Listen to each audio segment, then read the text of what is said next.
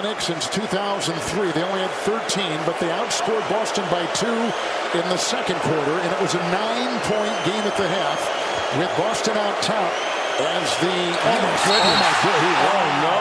Holy smoke. Now you know why you wrap them up early? Whoa. As dazzling as that score was, this was just the opposite.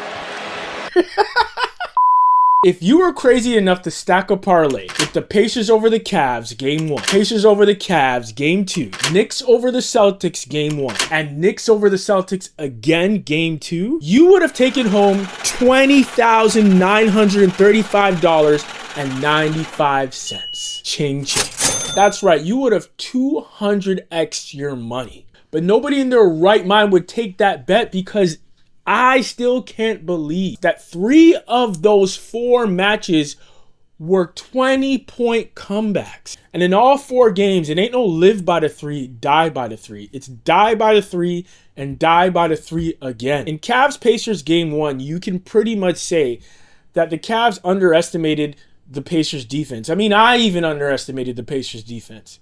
I didn't think that they were going to come the way they did. I mean, Cleveland shot 9 from 38 from 3. That's 23%. And allowed the Pacers to shoot 19 for 36 from 3. 52%. You're not going to win many basketball games like that. Now, in the second game, Cleveland did shoot a bit better. I mean, 28% isn't great, but it's better than what they shot the game before. And Donovan Mitchell had the entire team on his back until the fourth quarter where you could see they got exhausted. Donovan Mitchell had 48 points. He played amazing. There's nothing you can take away from his performance. However, the legs are the legs, and there's only so much you can do when you're on a shortened roster. I mean, you're missing Evan Mobley, the Defensive Player of the Year. You're missing DeAndre Hunter, and you're missing Darius Garland. So, I mean, even though they were up by 20, I am not as shocked as everybody else was with how Cleveland looked down the stretch and in the clutch moments of the fourth quarter. And Ty Jerome gave them nothing. I mean, this guy is a liability on defense, and if his shot isn't falling, he just looks lost out there. So, of course, Tyrese Halliburton's going to look around and see, wait a minute, Ty Jerome is guarding me? My boy's eyes got huge, and so he just gave him the The Pacers have a timeout. Will they use it? 4 seconds to go. Halliburton for 3! 3 more! Tray in your mouth. Running down the court with the big balls. Woof. I'm sure the fine was worth it, Tyrese. Yeah, man, I've been waiting for that. I'll take that fine gladly. So now that series is going to Indiana, unless Cleveland is getting some of their starting lineup back, I'm not sure how this is going to look.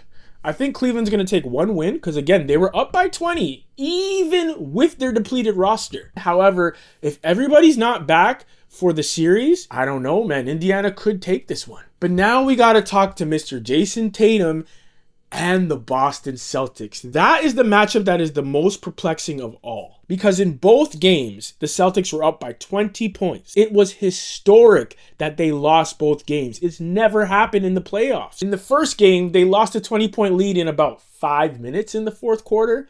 And in the second game, they lost a 20-point lead in about 8 minutes. I mean, it was literally the same chain of events. And in game 1, the Knicks took them to overtime. And then Mikal Bridges just rips the ball out of Jaylen Brown's hands. It's off to Brown. Bridges there. They hold it. They drop it. It's over. The Knicks have won. It's never fun to lose a game, but I'd much rather you shoot a game winner in my eye in front of my mother half court, my girl half court, my wife half court.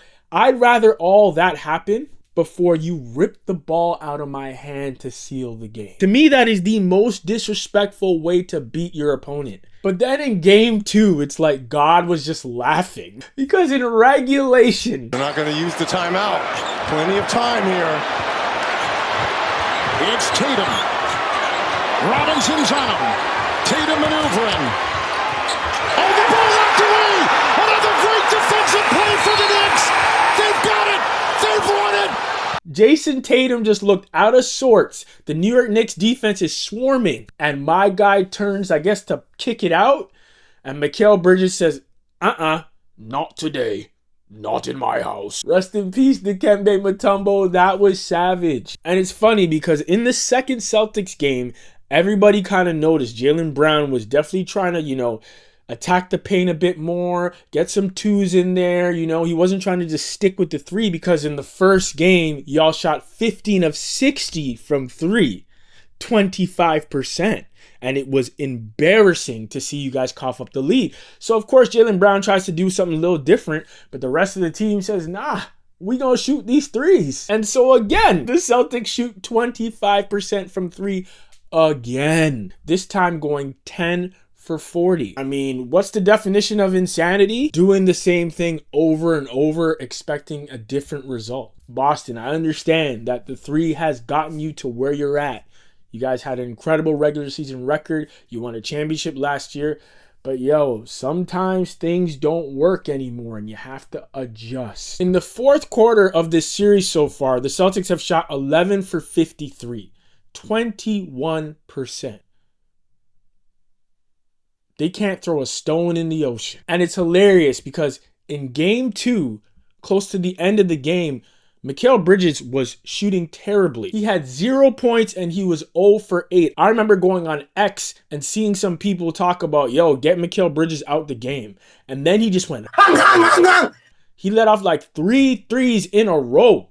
And I was like, oh, wait a minute. And of course, his defense was definitely making an impact. As you can see in both games, his defense is what sealed the game for New York. Mikal Bridges scored 14 of the 30 points that the New York Knicks scored in the fourth quarter of game 2. Like, regardless of how he wasn't around earlier in the game, when those clutch minutes were there, he was your man. The Celtics are the first team in 29 years to lose 2 playoff games when being up by 20 points in a series. 29 years. Lord have mercy. So yes, I mean, if you were crazy enough to stack these 4 games together, congratulations. I hope you spend your 20 racks wisely. And so now, the 2 juggernauts in the Eastern Conference are on the ropes. Cleveland is looking like they're bleeding out.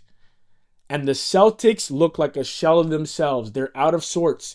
They don't know what to do because the same game plan that has gotten them to where they're at is failing them miserably. I do think that you can't shoot this bad for an entire series.